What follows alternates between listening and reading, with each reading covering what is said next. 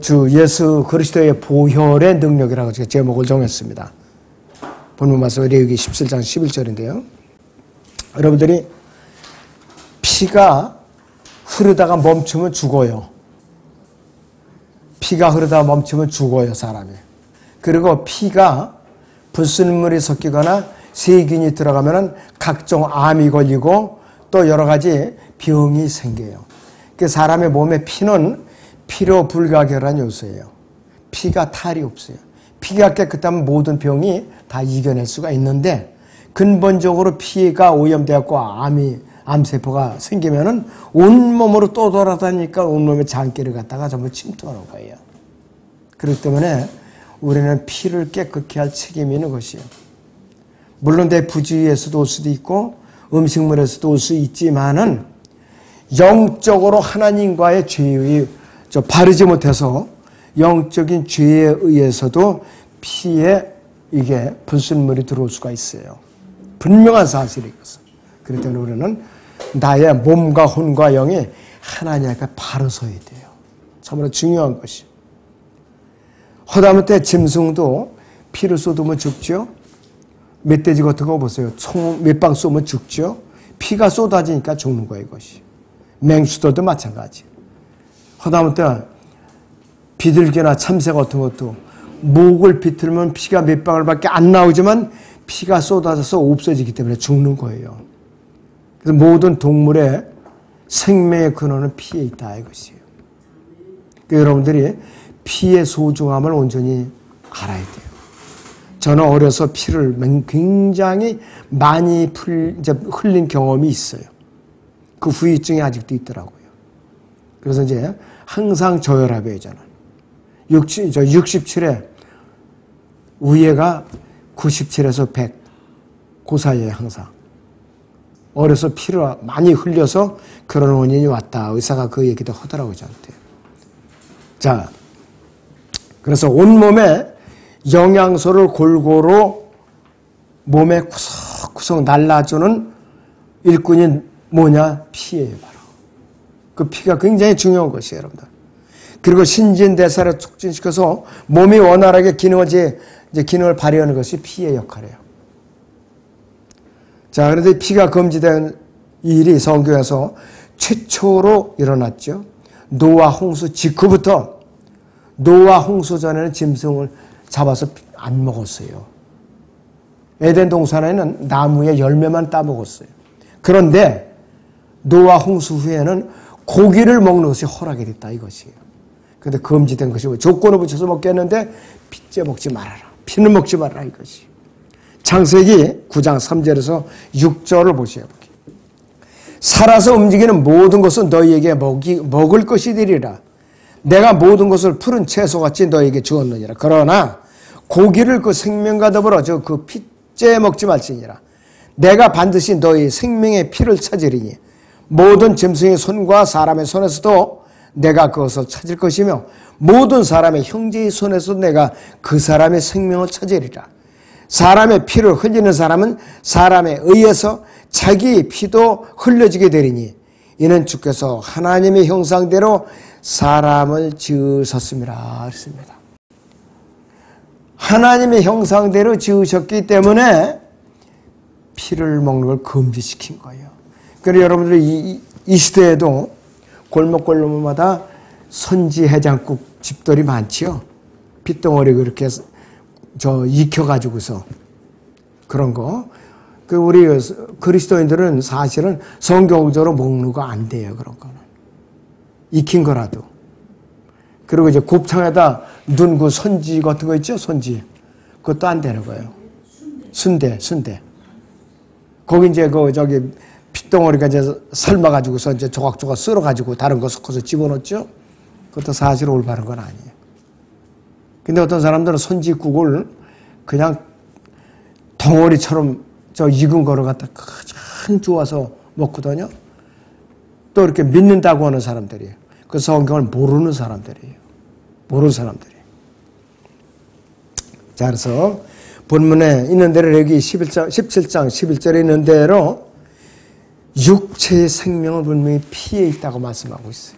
그럴 때는 우리가 이 사실을 알았다면은 알면서도 피를 먹는 사람들은 하나님을 대적하는 사람들이에요.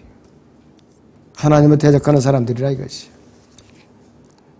근데 사람들은 아주 대수롭지 않고 지금도 이 선지 해장국 집들이 잘 되더라고요. 먹으면 안 되는 것이. 자, 신명기 12장을 잠깐 보죠. 15절에서 16절을 보겠습니다. 그러나 주 너희 하나님께서 네게 주신 그 복에 따라 네 모든 성문 안에서 네 마음이 내키는 것은 무엇이나 네게 잡아서 고기를 먹을 수 있느니라.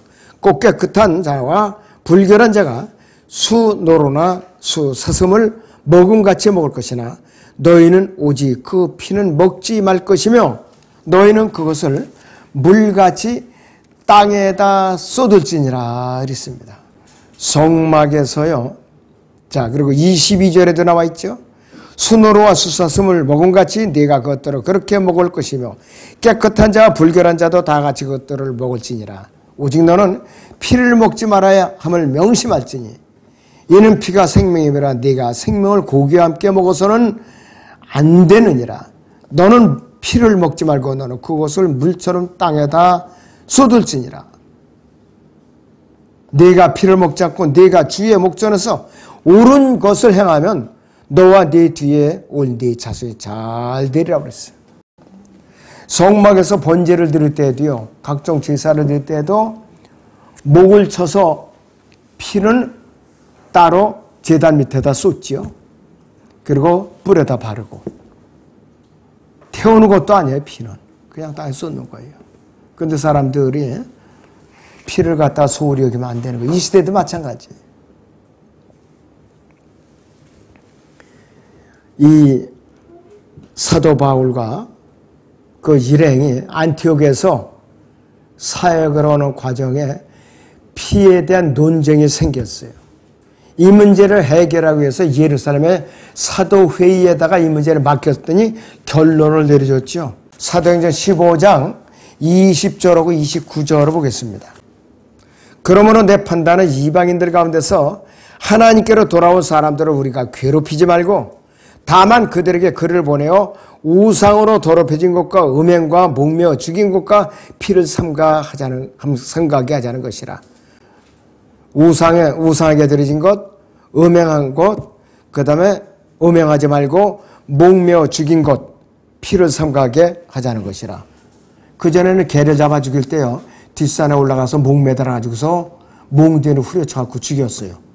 그래갖고 이 가마떼기를 이렇게 말아가지고서 태웠어요. 그래갖고 이렇게 가족을 갖다 칼로다 이렇게 쓸어내가지고서 그걸 과서 먹었거든요. 개고기를. 그것도 안 돼. 왜? 목매어 죽였으니까. 지금은 뭐, 그 전에 그 성남 모라시장에 가면은 먹잇감으로 개를 파는 장사들이 많이 있다고 그래요. 그래갖고 이제 지금은 토치램프로 다 이렇게 죽인다고 그러더라고요. 거기 자체가 없어지는 주스지만은.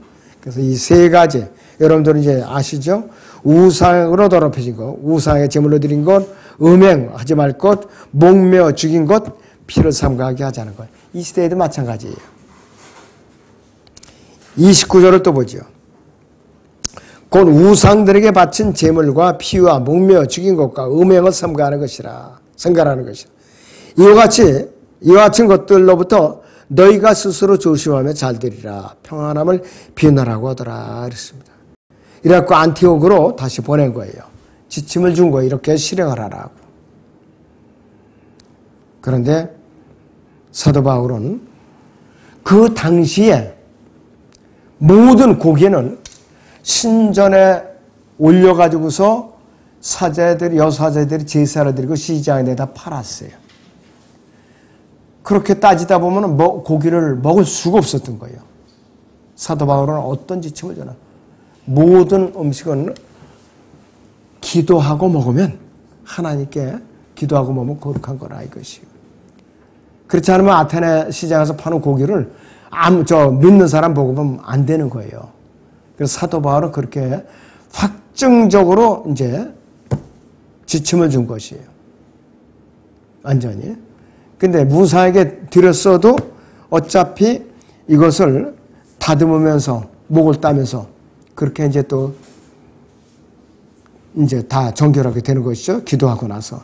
근데 일단은 고기는 잡은 순간에 피가 다 빠진 상태에 거기가 다 빠진 상태죠.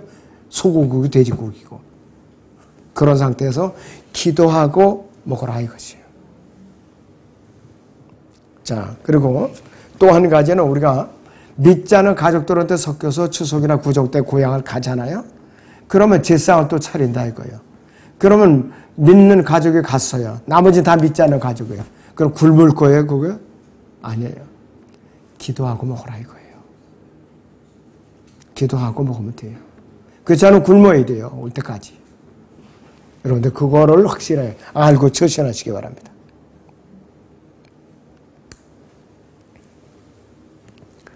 하나님께서 우리에게 이제 순수하게 지음을 받았는데 아담이 타락한 순간에 이제 아담에게 타락의 피가 흐르기 시작한 거예요. 그렇기 때문에 아담에 의해서 이 세상에 죄가 들어왔다고 그랬죠. 이런 년은 한 사람의 죄가 세상으로 들어오고 그 죄에 의하여 사망이 왔으니 그래 모든 사람이 죄를 지었으면 사망이 모든 사람에게 전달되었느니라. 죽음이라는 것이에요. 이건 믿는 자나 믿지 않는 자 한 번은 죽어야 돼. 누구든지 죽음을 맞아야 돼. 여러분들 이 시대는 시기적으로 봐서 주님께서 빨리 오시면은 죽지 않고 살아서 몸이 변화돼서 들림받을 수가 있을 거예요. 여러분들 그걸 학수고대하면서 기도하셔요. 의의 멸관을 받도록 기도하세요, 여러분들. 가만히 뒷짐지고 앉아서 의의 멸관을 기다리는 것이 아니라 복음을 전하면서 주님을 섬기면서 의의 멸관을 기다리라 이 뜻이에요. 한 사람도 예외 없이 이제는 죄인으로 태어난 거예요. 타락한 아담의 피를 붓고 태어났기 때문에. 그래서 이 시대에는 누구든지 예수 그리스도를 개인의 주와 구세주를 믿고 영접해서 거듭나지 않으면 다 지옥 가게 되어 있는 것이. 거기 보세요. 로마서 5장 17절 18절을 같이 보죠. 자, 한 사람의 범죄로 말미암아 사망의 그 한 사람으로 인하여 굴림하였다면 더욱더 은혜의 풍성함과 의의 선물을 넘치도록 받는 사람들이 한 사람 예수 그리스도로 인하여 생명 안에서 굴림할 것이니라. 그러므로 한 사람의 범죄로 말미암아 심판이 모든 사람에게 의해 임하여 정죄에 이른 것 같이 한 사람의 의로 말미암아 값없는 선물이 모든 사람에게 임하여 생명의 의롭다 하심에 이르렀느니라 그랬습니다. 자, 유대인들은요 메시아로 오신 예수 그리스도를 계속 하나님으로 받아들이기를 완강하게 거부하고 죄인 취급을 하신 거예요. 해버렸어요. 끝내는 십자가 못 박혀 죽이고 말았죠. 근데 이방인 총독인 빌라도는 죄가 자꾸 없다고 선언을 하는 거예요. 근데도 유대인들은 십자가에 못 박으라고 아우성을 치고 있는 거예요. 마태복음 27장 보세요. 거기. 빌라도가 그들에게 말하기를 그러면 내가 그리스도는 예수는 어떻게 하라고 하니 그들 모두가 말하기를 십자가에 못 박으소서 라고 하더라. 총독이 말하기를 도대체 그가 무슨 악한 일을 행하였느냐 하니 그들이 더욱 소리질러 말하기를 십자가에 못 박으소서 라고 하더라. 모든 백성이 대답하여 말하기를 그의 피를 우리와 우리 자손에게 돌리라. 그들이 스스로 저주로 자처했던 것이. 또 요한복음 19장 15절에서는 그들이 소리지기를 쳐다놨어 그를 십자가에 못 박으소서 라고 하더라. 빌라도가 그들에게 말하기를 너희의 왕을 내가 십자가에 못 박으라고 하니 대제사장들이 대답하기를 카이사 외에는 우리에게 왕이 없나이다 라고 하더라. 이제 이스라엘은 완전히 버림받은 거예요. 이때부터는. 이방인 총독은 너희의 왕을 내가 십자가 못 박으라. 이 빌라도는 유대인들이 왕이라고 공식적으로 선포를 하는 거예요. 계속해서. 너희의 왕이라 너희의 왕이라 그러면서. 근데 유대인들은 완강하게 거부를 한 거라 이것이요.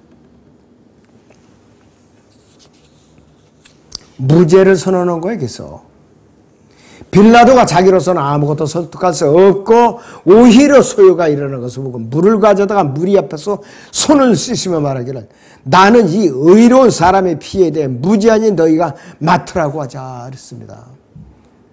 빌라도가 떳떳했어요. 차라리. 응?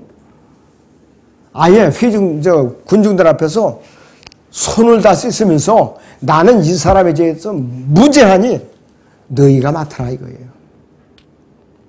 기가 막힌 일이에요. 그리고 사형 집행을 옆에서 지켜봤던 백부장도 신앙 고백을 합니다. 그때 예수께서 큰 음성으로 소리질러 말씀하시기를 아버지시여 내 영을 아버지의 손에 의탁하나이다라고 하시고 이 말씀을 마치신 후 숨을 거두시더라 그랬어요. 이러한 일을 본 한 백부장이 하나님께 영광을 돌리며 말하기를 참으로 이 사람은 의인이었도다라고 하더라 했어요. 이 사람도 구원받은 거예요. 심지어는 예수 그리스도를 배반한 유다 이스카리ot조차도 자기가 무죄한 피를 흘렸다고 후회하면서 죽었죠. 자살을 했죠. 결국은. 마태복음 27장 3절 4절 보시겠지. 그때 주를 배반한 유다가 주께서 정죄받으신 것을 보고 스스로 후회하여 은 30개를 대제사장들과 장로들에게 되돌려주며 말하기를 내가 무죄한 피를 배반한 죄를 지었다고 하니 그들이 말하기를 그 일이 우리와 무슨 상관이냐 네가 당하라고 하더라 그랬어요. 그러면 여기서 대제사장이 한 명이 되는데 왜 두 명이 되었느냐. 그 당시에는 그 해에는 두 명이 있었어요. 카야파하고. 그래서 대제사장들이라고 복수로 표현한 것이. 예수 그리스도의 피는 죄가 없는 피예요. 처음부터 하나님의 피를 갖고 태어나신 분이에요. 사도행전 20장 28절 거기 같이 봅니다. 그러므로 너희가 자신을 조심하고 모든 양떼에게도 그리하라. 이들을 위해 성령께서는 너희를 감독자로 세우셨어요. 하나님께서 자신의 피로 사신 하나님의 교회를 돌보게 하셨느니라 그랬어요. 하나님께서 자신의 피로 사신 하나님의 교회라고 그랬어요. 어디 지역교회에 생긴 게 우연하게 생긴 게 아니에요. 하나님의 섭리 가운데 세워진 거예요. 교회가 이제 운영하다 보면은 여러 가지 문제도 생길 수가 있죠. 목자가 양들에게 상처를 입힐 수가 있고, 양들이 목자를 공격할 수도 있고, 또 여러 가지 어떤 이유에서 교회에 어려운 상황에 직면할 때마다 주님께서 개입하시는 거예요. 교회를 지키시기 위해서. 예수 그리스도께서 성령으로 잉태하신 분이에요. 누가복음 1장 34절 35절에 있는데 내가 남자를 모르는데 어떻게 가능하겠나이까 하니까는 지극히 높으신 분이 능력으로 너를 덮으리니 그랬잖아요. 성령으로 잉태하신 분이에요. 그분께서. 남자의 정자를 빌리지 않고 또 성령으로 출생하신 분이에요. 또 성령으로 하나님을 온전하게 수용하신 분이에요. 성령으로 십자가의 고난을 온전히 감당하신 분이에요. 그렇기 때문에 죄 없이 잉태하셨고 죽은 자 가운데 썩지 아니하시고 부활하셔서 영원히 살아계신 분이에요. 첫 번째로 부활하신 분이에요. 첫 번째로. 자, 그러면은 구체적으로 예수 그리스도의 보혈은 첫 번째는 영원한 속죄의 능력이 있어요. 속죄의 능력. 에베소 1장 7절을 같이 보세요. 그 사랑하신 이 안에서 우리가 그의 은혜의 풍성함을 따라 그의 보혈을 통하여 구속 곧 죄들이 용서를 받았느니라. 조건이 있죠. 그분을 믿고 영접하야만 용서를 받는 것이에요. 골로새 1장 14절에 있는 대로 그 안에서 우리가 그의 보혈을 통하여 구속 곧 죄들이 용서함을 받았느니라 그랬어요. 받을 것이라가 아니라 여러분들은 용서함을 받은 분들이에요. 과거에 받은 분들이에요. 각자가 용서함을 받은다는 다 다르지요. 구원받은 날이 각자 다 다르니까. 또 베드로전서 1장 18절 19절에 보시면은 이는 너희가 아는 바와 같이 너희가 너희 조상들로부터 전통으로 이어받은 너희의 허망한 행실에서 은이나 금같이 썩어질 것들로 구속된 것이 아니라 흠도 없고 점도 없는 어린 양 같은 그리스도의 보배로운 피로 된 것이라 이것이. 그리스도의 보배로운 피로 너희가 구속을 받았다 이것이. 예수 그리스도의 보혈은 온 세상의 죄를 제거하는 능력이 또 있어요. 요한복음 1장 29절에서 침례 요한은 세상 사람들 가르쳐서 예수님을 뭐라고 확인시켰느냐. 그 다음날 요한이 예수께서 자기에게 오시는 것을 보고 말하기를 보라 세상 죄를 제거하는 하나님의 어린 양이라 이렇게 소개를 하고 있어요. 하나님의 어린 양이라고 소개하고 있어요. 그런데도 불구하고 사람들은 믿지 않았던 것이.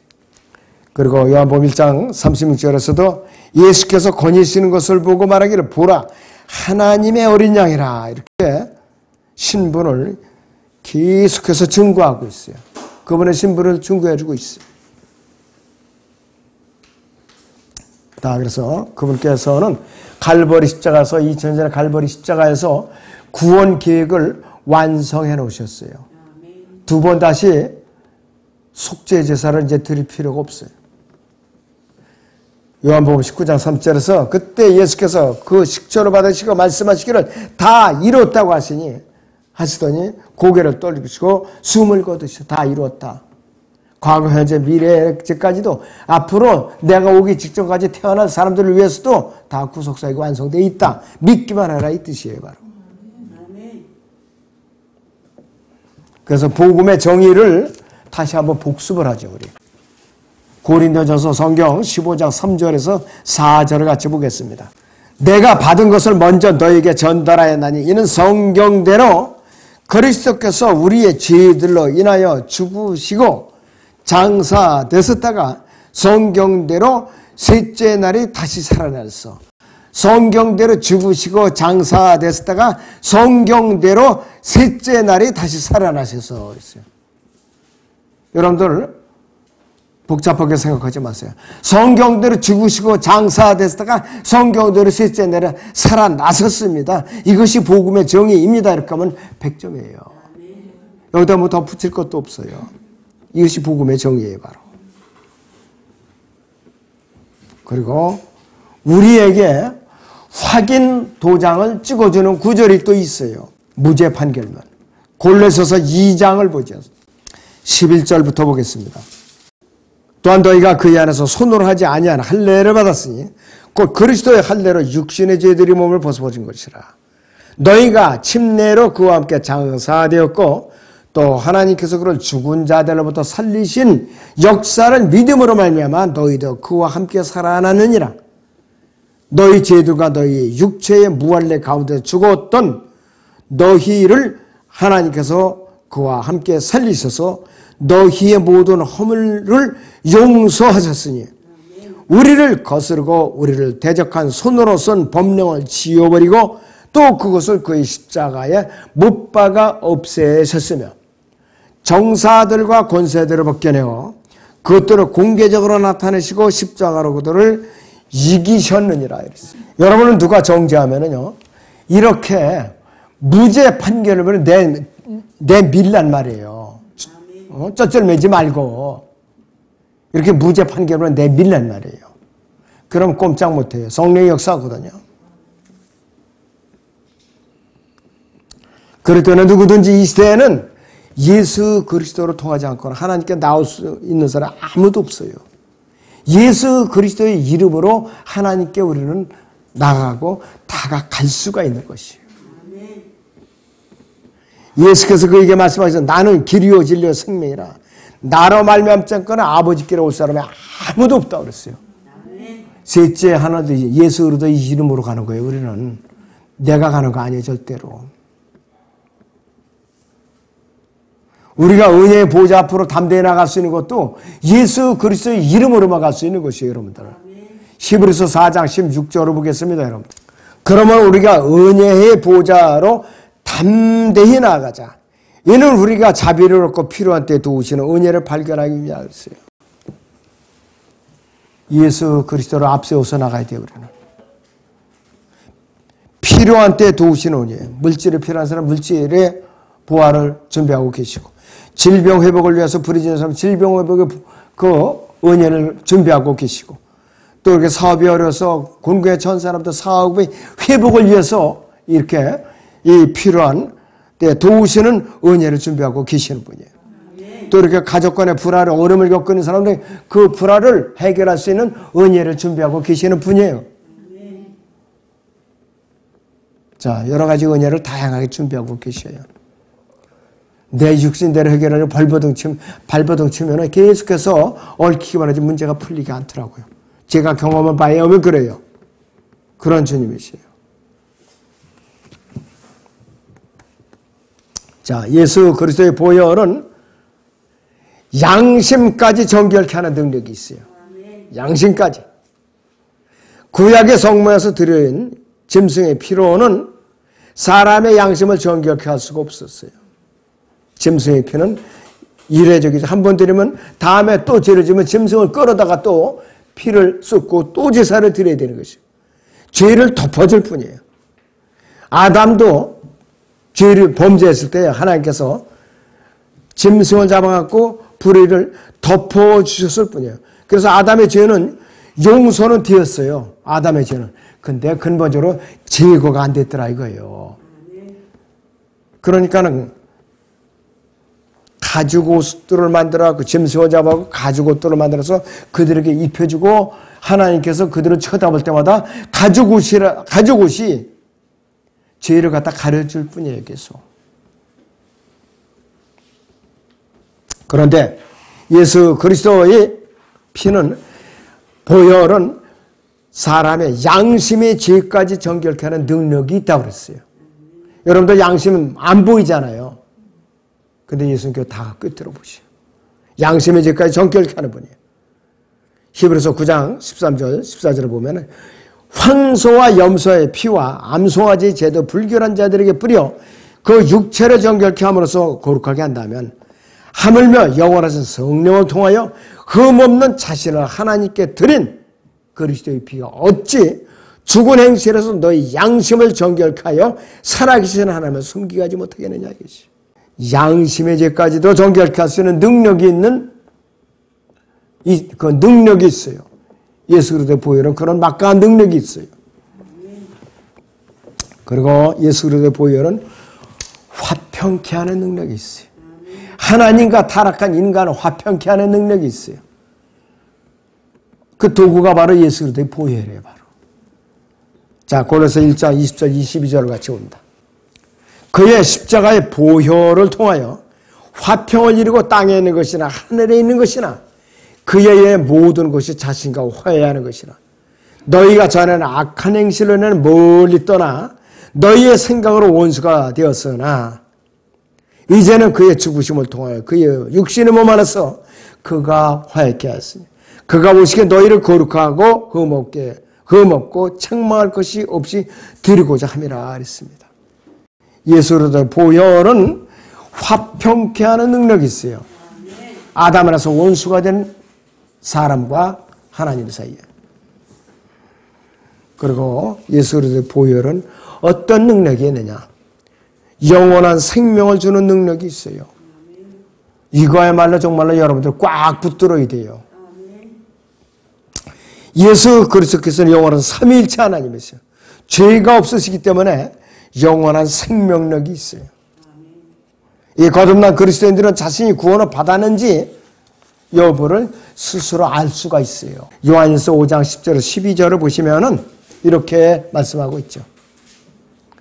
하나님의 아들을 믿는 자는 자기 안에 증거가 있고 하나님을 믿지 아니하는 자는 하나님을 거짓말쟁이로 만드나니 이는 하나님께서 그 아들에 관하여 주신 증거를 믿지 아니하기 때문이라. 또 증거는 이것이니 하나님께서 우리에게 영생을 주신 것과 이 생명이 그의 아들 안에 있는 것이라 그랬습니다. 그 아들이 있는 자는 생명이 있고 하나님의 아들이 없는 자는 생명이 없느니라 그랬어요. 그러면 내가 구원받았는지 어떻게 할 수 있는가? 구체적으로 어떻게 할 수가 있는가? 요한일서 거기 5장 13절을 보세요. 내가 하나님의 아들의 이름을 믿는 너희에게 이런 것들을 쓰면 너희에게 영생이 있음을 알게 하려 함이며 또한 너희가 하나님의 아들의 이름을 믿도록 하려 함이라 그랬습니다. 내가 성경을 기록한 목적이 너희가 영생이 있는 거, 구원을 받았는지 받지 않았는지 알게 하려고 기록을 해냈다. 이 뜻이에요, 바로. 요한복음을 기록한 목적도 결론을 사도 요한이 내려놓은 것이 있죠. 요한복음 20장을 보세요, 여러분들. 30절에서 31절을 보겠습니다. 실로 예수께서는 그의 제자들의 면전에서 이 책에 기록되지 아니한 다른 많은 표적들을 행하였으나 다만 이것들을 기록한 것은 너희로 예수 그리스도가 곧 하나님의 아들이심을 믿게 하려는 것이요 또 믿음으로써 그의 이름을 통해 생명을 얻게 하려 함이라 그랬습니다. 요한복음 기록한 목적이 이거예요, 바로. 성경을 기록한 목적이 뭐냐? 교회 시대에 사는 우리에게는 영생을 주시려고 기록하신 거예요. 첫 번째 목적이. 그리고 나서는 이제 여러 가지로 다양한 세대적 진리에 의해서 우리를 무장시켜 주시는 거예요. 그래서 여러분들은 두 가지 시민권이 있다고 그랬잖아요. 이 땅에 동사무소에 주민등록이 돼 있죠. 대한민국 시민권을 가진 사람이에요. 그 다음에 거듭나는 순간 셋째 하늘에 생명체에 기록되죠. 하늘의 시민권을 또 갖고 있다 이것이요. 이중 시민권자 여러분께서. 그리고 여러분 몸 안에는 삼위일체 하나님이신 성령 하나님께서 아예 들어와 계셔요. 그분께서. 그리고 우리의 지금 영은 예수님과 결합되어 있어요. 그러니까 여러분들은 죄를 지을 때 양심이 제대로 이제 동작을 하면은 괴로운 거예요. 가책을 받으니까. 근데 양심에 전혀 가책을 안 받는다. 이 사람은 양심이 인두로 지진 사람이에요. 화인 맞은 사람이에요. 구원받았는지 확인을 해볼 필요가 있는 사람이라 이것이. 자, 결론적으로 예수 그리스도께는 지금도 하늘 지성소에 뿌려진 피로 우리에게 말씀을 하고 계시죠. 하나님 보좌 오른편에서 우리를 위해서 중보하시는 그분께서는 죄인들을 향해서 십자가에서 흘려진 피로써 하늘 지성소의 자비석에 뿌려진 그 피로써 돌아오라고 부르짖고 계셔요. 히브리서 12장 23절 24절 같이 보세요, 여러분들. 하늘에 기록된 첫째 일어난 자의 총회와 교회 모든 것의 심판자이신 하나님과 온전하게 된 의인들의 영들과 새 언약의 중보자이신 예수와 아벨의 피보다 더욱 좋은 것을 말하는 뿌리는 피에 이르느니라. 예수님께서 부활하시자마자 하신 일이 있었어요. 마리아가 부활하신 예수님을 발목을 이렇게 잡으려니까 손대지 말라고 그랬죠. 내가 아직 하늘에 올라가지 않았느니라고 그랬어요. 그리고 나서는 몇 시간이 지난 후에는 만지는 것이 허락됐어요. 그 사이에 그분께서는 하늘 지성소에 피를 뿌리고 내려오신 거예요. 완전한 속죄의 피를 뿌리고 내려오신 거예요. 바로.